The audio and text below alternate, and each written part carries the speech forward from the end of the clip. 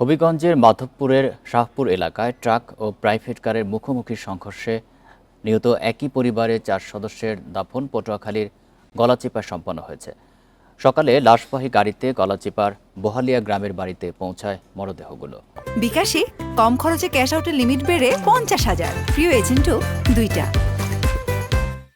নিহতরা হলেন জামাল মিয়া, তার স্ত্রী কামরুন নাহার, ছেলে মোহাম্মদ অনন্ত ও নিহত জামাল মিয়ার ছোট ভাই এনামুল খোকন মিয়া। জামাল ও এনামুল ঢাকার সাভারে গার্মেন্টস কারখানায় চাকরি করতেন। এ সময় মরদেহগুলো দেখতে আশপাশের বিভিন্ন এলাকার অসংখ্য মানুষ ভিড় করে। পরে সকাল 10টায় জানাজার নামাজ শেষে দাফন সম্পন্ন করা হয়। বুধবার রাত 2:30টায় ঢাকা সিলেট মহাসড়কের হরিতলা এলাকায় এই মর্মান্তিক দুর্ঘটনা ঘটে।